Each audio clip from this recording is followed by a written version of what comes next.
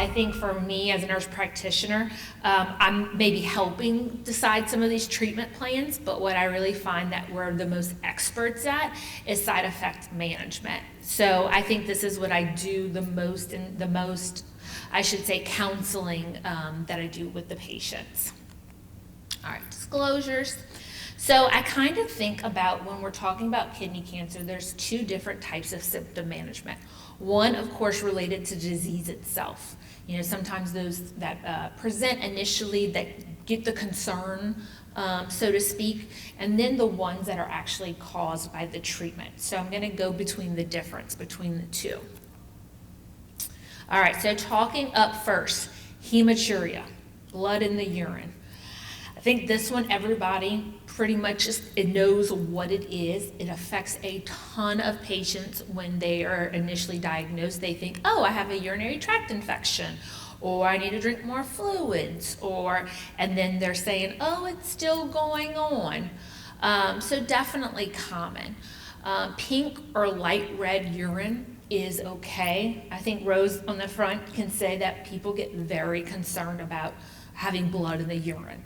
We definitely expect to have some, especially when you haven't even started treatment. And honestly, even going into treatment, people will have this. What we don't want is that dark, deep maroon color. We don't like that one. Then if we have clots, we really don't like it. So those would be probably the two that I would say, hey, talk to your provider about it. So of course, like I said, we're gonna rule out a UTI or a kidney stones, drinking plenty of water.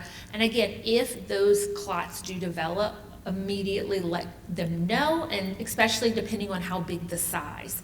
It is definitely an emergency when you cannot urinate any longer because the clots have essentially obstructed that. Moving next, I would say lower back or flank pain.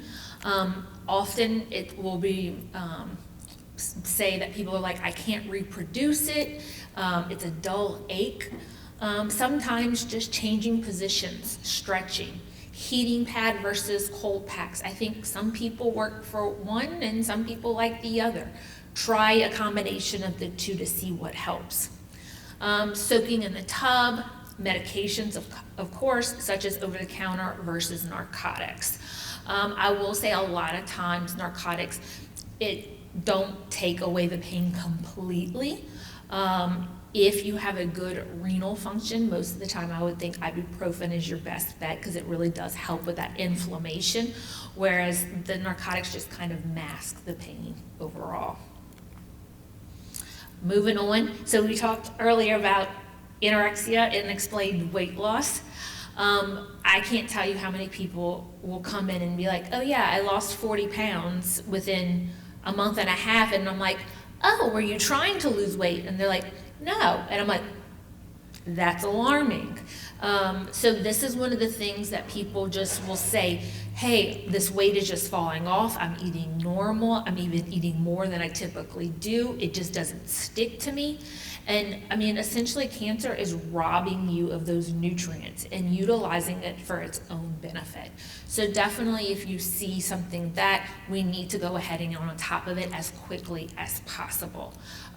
Getting our nutrition, our dietitian team on like immediately on this is so important. I feel very comfortable starting appetite stimulants to make sure, hey, if you're struggling to eat because of nausea or taste changes, let's put it in there and make you hungry. I often recommend patients, do some of the ones that are over the counter, prescription drugs that we use, including Marinol, which is a synthetic version of marijuana. But I also have patients who will say, hey, I'm gonna make myself some THC butter. I had a lady who did it. And every time she cooked, she'd put a little bit of that butter in on the bread, put in the chicken, and that helped her. So I think there's a lot of stigma around using these products, but when it comes to nausea and anorexia, it really is super beneficial. Venous thromboembolism or a blood clot is definitely something that people will see. So for instance, somebody will all of a sudden have leg swelling for no reason. They're in their 50s, they're active, you know. They go to the emergency room, they get an ultrasound, they're like, you have a blood clot. And so they're like, well, why should I have this? So the workup begins, and lo and behold, this is something that they can determine. One thing that we really do have to be very, very careful about is the blood thinners for the blood clots can definitely have drug-to-drug interactions. So that just goes back to the point that Lori talked about earlier, having that accurate med list and giving every single possible thing that you use, whether it is from Amazon, Walgreens, the truck stop down the road. Like, we want to know it all because these all make a big difference. Fatigue. I probably think this is the biggest one that I hear in cancer in general across the board. When I'm consenting patients about treatment regimens and I'm discussing, hey, this might be a possibility, they literally look at me and go, Erin, I'm already tired. Like, I got it. But sometimes there is something we can do about it. It is a toxicity of some of those potential drugs that we'll talk about soon enough. But things that we're looking at is, are you dehydrated? Are you not sleeping well? Because those things really just go into this big old circle of how you're going to function on a day-to-day basis. Doing exercise. I also have to put out there psychological interventions. Are you depressed? You've been recently diagnosed, and this is a lot to take on. It's something that's keeping you up at night. You're worried about worrying your family members. So sometimes depression or anxiety does come across just as fatigue. Renal insufficiency, last one, I can't forget that one. Especially a lot of patients who may have already had a radical nephrectomy, had part of the kidney removed. This is something that they may have as a result, and it may never go back to normal. And like I tell my patients, that's okay. I don't need the kidney function at 100%, with your GFR. We can have a little bit of decrease. But being careful not to overtax whatever kidney that you do have left is super important. So non-caffeinated fluids, I know no one ever likes it. They want their coffee, they want their tea, but it is going to further dehydrate you.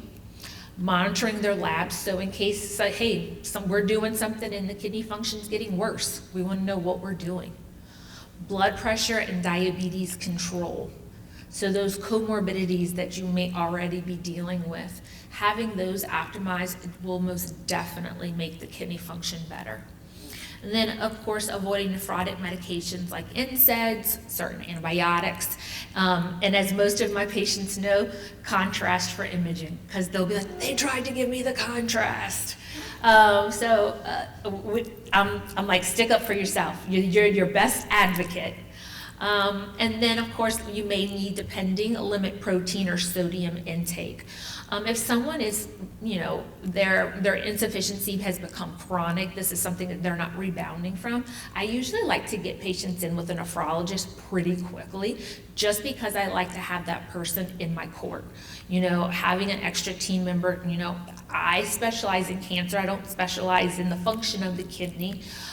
So when you need somebody, you want to be able to phone a friend quickly. All right, so we're going to move on to treatment-related symptom management. So earlier, y'all talked about a ton of different modalities in RCC, whether it be surgery, radiation, pills like TKIs, a combination of TKIs with immunotherapy.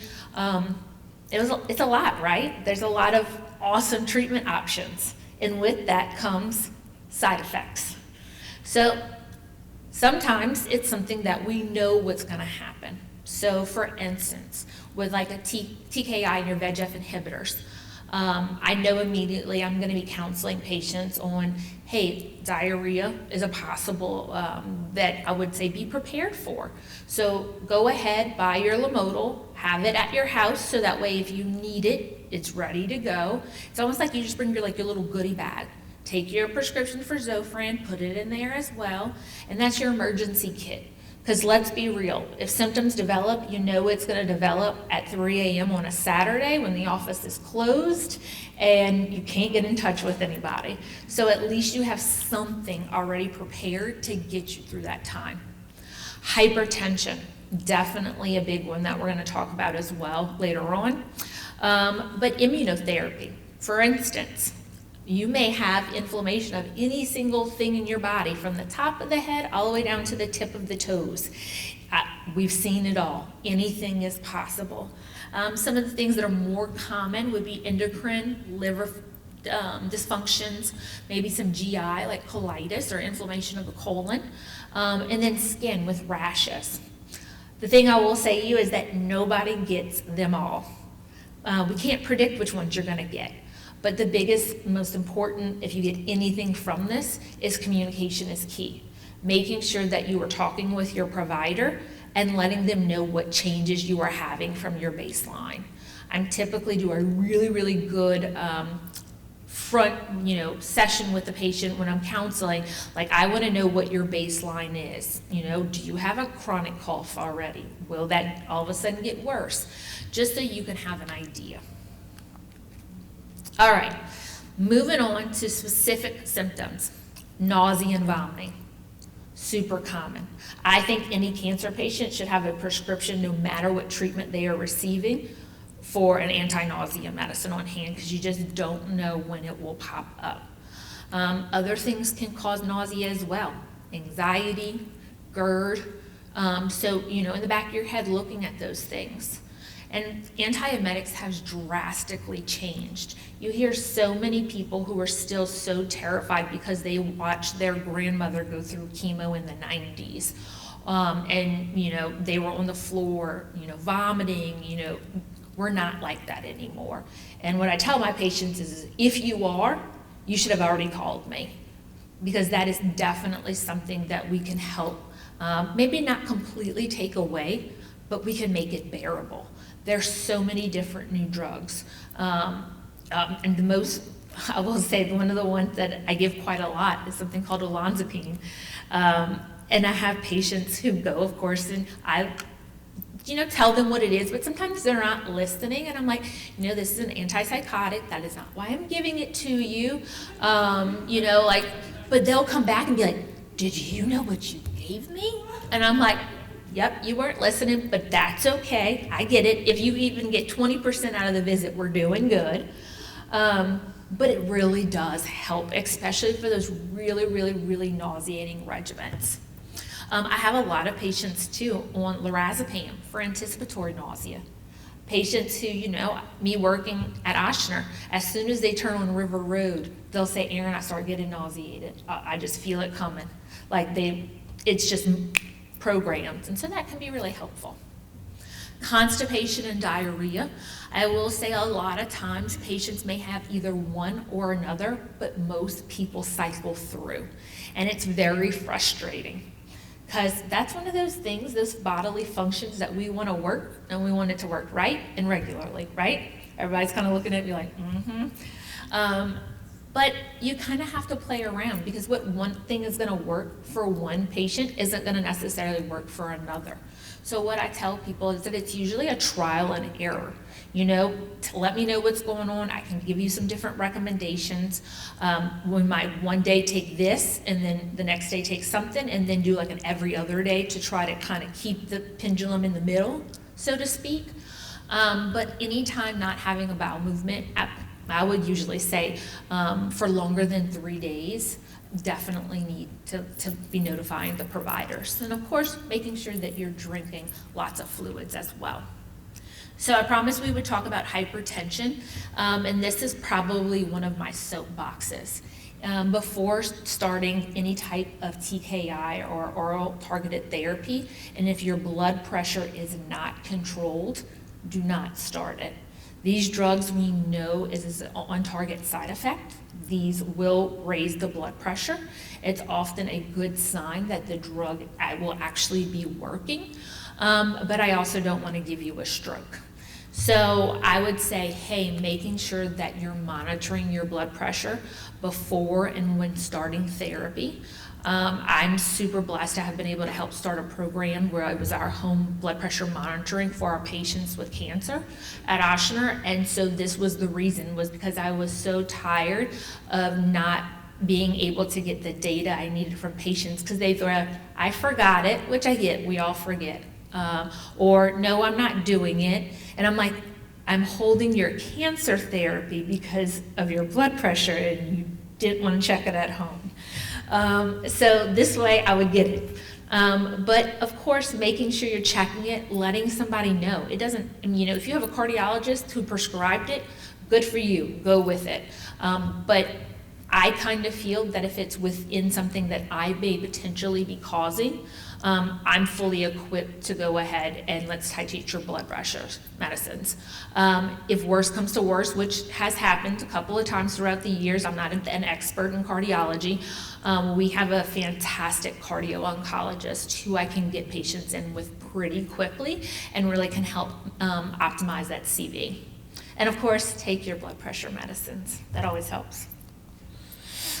All right, treatment-related symptom management. Next one, hand-foot syndrome. Some people may know it as PPE.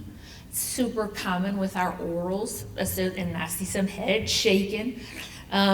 This is another one besides the diarrhea, that to say, hey, this is a possibility.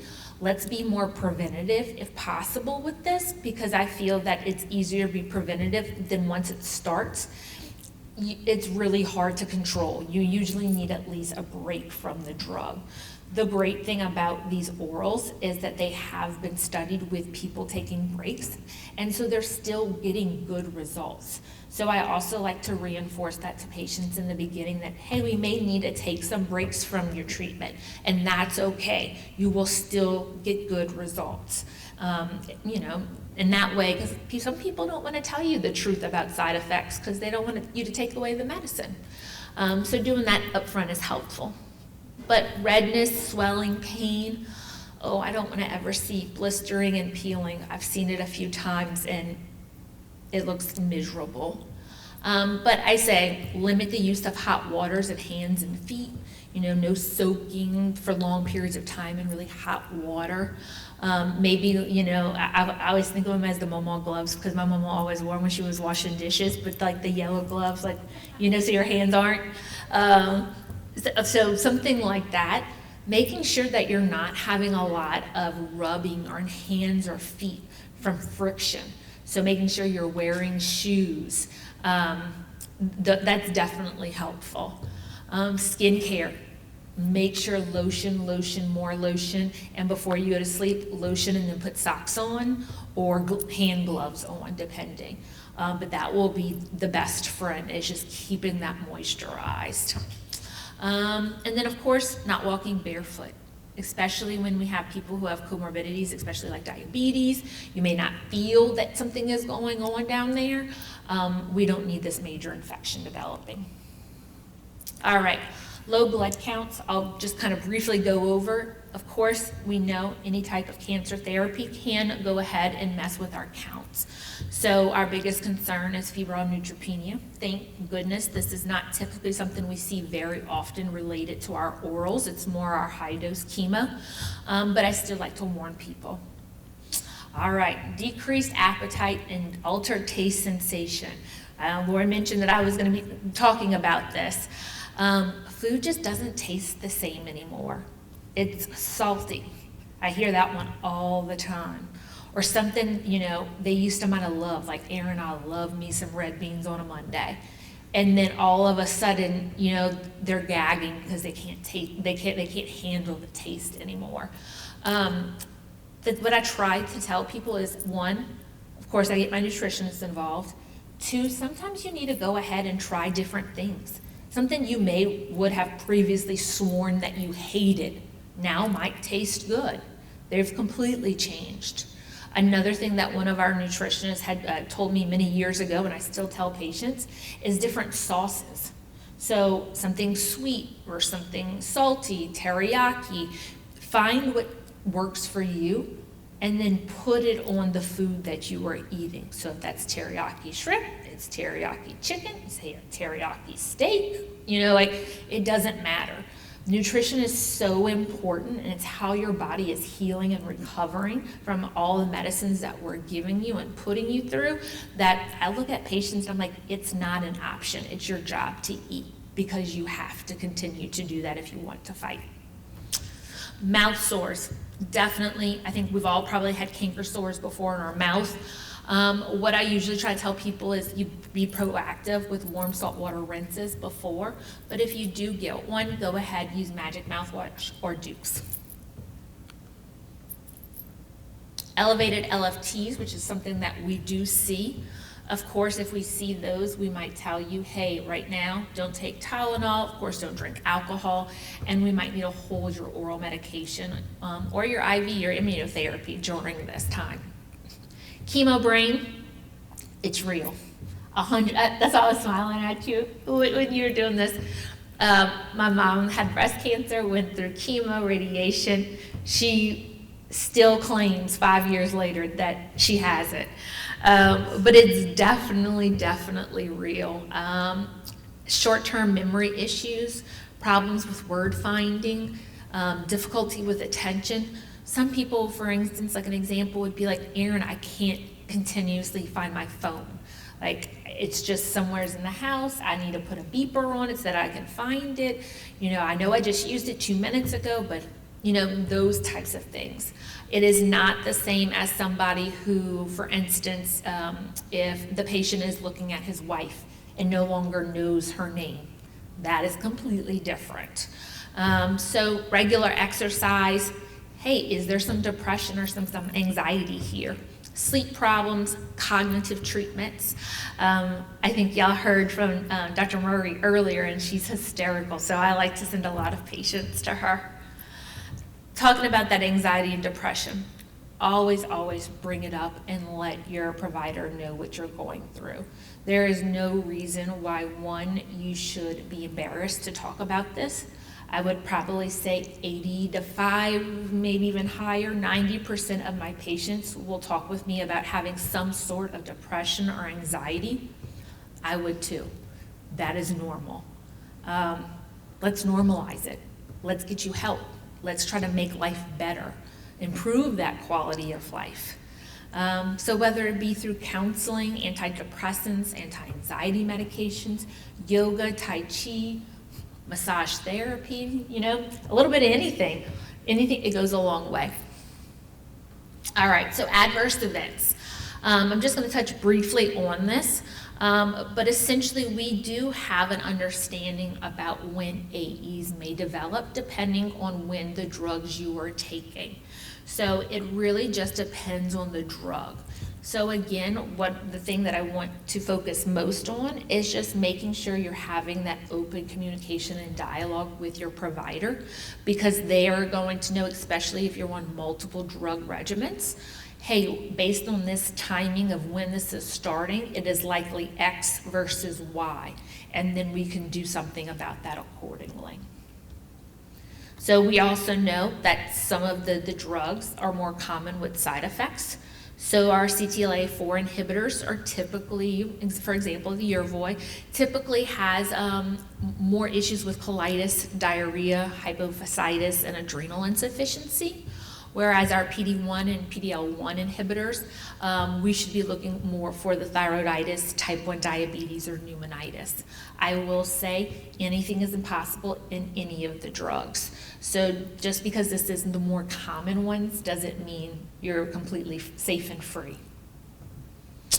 Risk factors for getting type of AEs. So there's been studies and more literature is coming out to say that depending on your demographics and social history, you may be at increased risk for having these types of AEs associated with immunotherapy, for example. So being less than 60, having a higher body mass index, women on CTLA-4, men on PD-L1 or PD-L1, chronic smokers, sarcopenia, and low muscle mass. A lot of times it's the combination of multiple factors together. Maybe it's not just one. But this is more data that is coming out, and research is kind of showing us who should we be watching more carefully. And right, wouldn't we want to be able to catch something more quickly instead of like letting it go and it turn it into something really big where then we're hospitalizing somebody. All right, so looking at the risk factors for those, in your medical history, that alone might tell us something. So for instance, those people with a pre-existing autoimmune disease, it's one of my standard questions that I ask patients, especially when starting any type of IO therapy. You will be more prone, and I'm going to be more cautious about watching you getting labs, etc. Those individuals who have allergies, food, drug, or contrast related, do have the possibility of having the increased risk of immune-related adverse events in solid tumors. So for instance, kidney cancer. Interstitial lung diseases. So COPD, previous smokers, history of radiation. Those would people I'd be more concerned with pneumonitis or inflammation of the lungs. We talked about hypertension, CAD, heart failure, MIs. Those individuals are more prone to having cardiac-related AEs.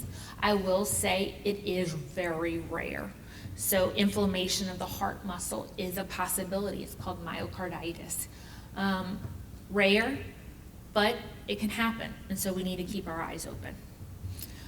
All right, so of all the things that I said, I will put out here, these symptoms can occur at any time. It does not matter. And in fact, with immunotherapies, even after you've stopped the drug and you're a year down the road, you can have an AE that develops. Do not ignore the symptoms. It doesn't matter how small or trivial you may think it is. Don't say, I'm gonna wait 2 weeks till I see Erin, because she's gonna ask me all those questions anyway.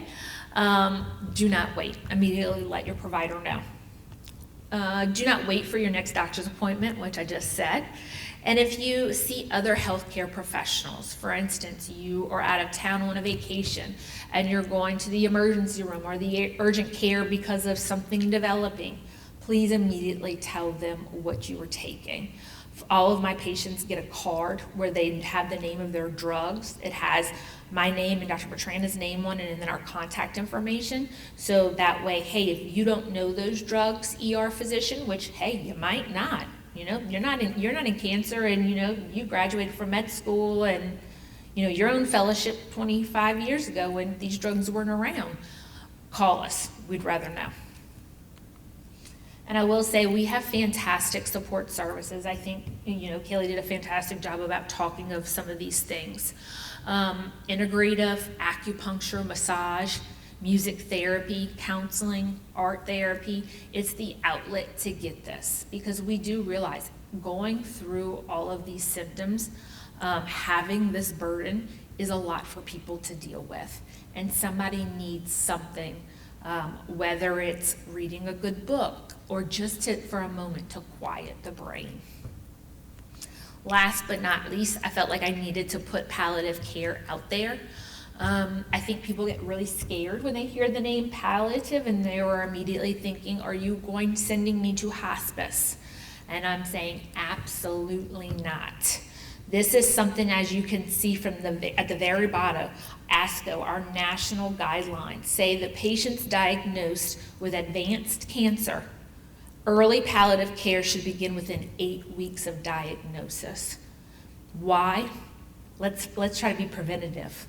We don't want things to get worse, and it takes a whole lot more effort to pull you out of that. Let's make sure we're on top of it. You know, I always say I'm expert at giving you these drugs and knowing what the side effects will be. Treating those side effects, palliative care are the experts. They're fantastic. So anytime you get a chance to see one, definitely. It's increased quality of life surrounding it in research, increased survival, increased coping skills. So getting referred early is definitely a bonus.